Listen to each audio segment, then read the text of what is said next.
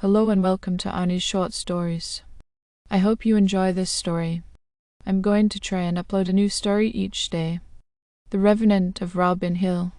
The annual Robin Hill Festival was the highlight of the Isle of Wight's calendar, drawing crowds with its lively music, vivid lights, and a sense of timeless joy. Holly Arnold, a local journalist known for her sharp wit and tenacious curiosity, was covering the event for the Island Echo. She had always loved the festival, with its blend of nostalgia and revelry, but this year felt different, eerily so. The festival grounds sprawled across Robin Hill's ancient woodlands. Towering oaks swayed under the weight of twinkling fairy lights, their roots tangled with whispers of a forgotten past. Holly wandered through the crowd, her notebook clutched tightly in her hand. She interviewed vendors, snapped pictures of performers, and noted the laughter of families enjoying the evening. Yet a strange unease prickled the back of her neck. It started subtly, a shadow darting at the corner of her eye, the faint sensation of being watched. Holly chalked it up to exhaustion from a long day of work. But as twilight descended and the festival took on an otherworldly glow, the feeling grew more oppressive. Lanterns hung like suspended fireflies, and the rhythmic drumming of a distant performance resonated through the air. The crowd's chatter blurred into a background hum as Holly's attention was drawn to an isolated path veering away from the main festivities. A sign, weathered and almost illegible, read, "Heritage Walk, discover the secrets of Robin Hill." Her curiosity piqued, Holly stepped onto the trail, leaving behind the warmth of the crowd. The further she ventured, the more muffled the festival's sounds became, replaced by the rustling of leaves and the occasional hoot of an owl.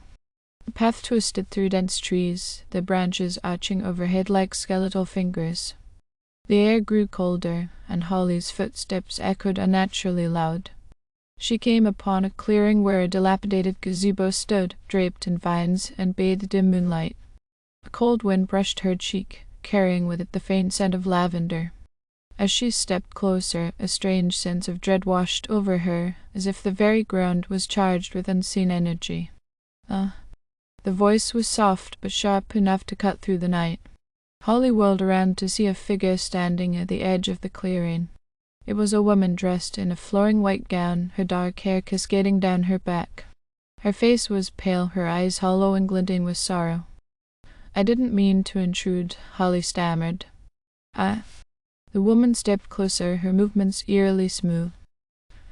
"They called me Alina," she said, her voice echoing unnaturally. "I was once the heart of this place, long before it became a festival ground, but I was wronged, betrayed, and now I am bound here." Holly's pulse quickened. Alina's expression darkened, and the air grew colder. "I loved a man who promised me the world. He built this gazebo for our wedding, said it would be a monument to our eternal love, but on the day of our union, he disappeared, leaving me waiting as the guests whispered and the flowers wilted. I died here, Holly." The wind howled, and the surrounding trees seemed to close in. Holly's breath came in short gasps. "What do you want from me?" Alina's eyes burned with a vengeful light.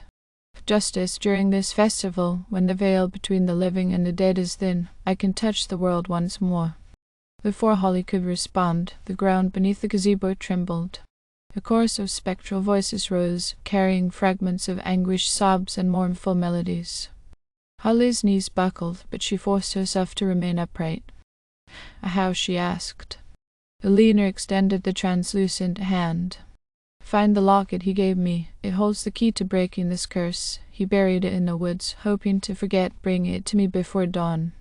With that, the apparition vanished, leaving Holly alone in the oppressive silence. The clearing seemed darker now, the gazebo looming like a silent sentinel. Armed with nothing but a flashlight and her determination, Holly plunged into the forest. Shadows loomed like silent sentinels, and the trees' gnarled branches seemed to reach for her as she passed. The rhythmic pounding of her heart was her only companion. Every step felt heavier, as if the forest itself resisted her presence.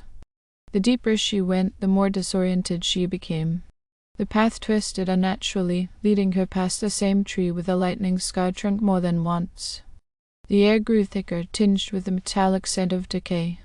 Holly's flashlight flickered, casting wavering beams that barely penetrated the darkness.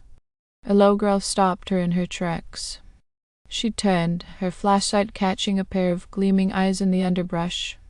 The shape of a large dog emerged, its form shifting and flickering like smoke. Its growls grew louder, reverberating through the trees. Holly's breath caught as she realized the creature's eyes glowed unnaturally red. "Leave," the beast growled. Holly stepped back, clutching the flashlight like a weapon. "I can't," she said. The creature let out a bone-chilling howl before vanishing into the shadows. Holly's legs felt like lead, but she forced herself forward. Finally, she stumbled upon an old map displayed near the festival's edge, its edges curled and ink-faded. It marked several heritage sites, one of which was labeled the Lover's Oak.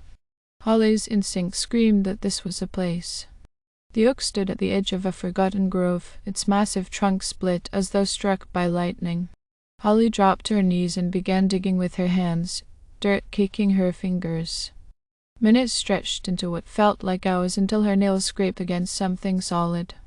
She unearthed the small box, its wood rotting but its contents intact. Inside lay a tarnished silver locket. Suddenly the air grew heavy.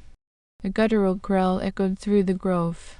Holly turned to see a shadowy figure emerge, its form shifting and indistinct.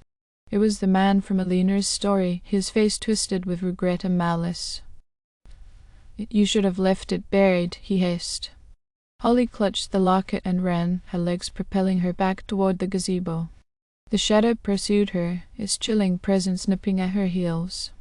She burst into the clearing just as the first rays of dawn touched the horizon.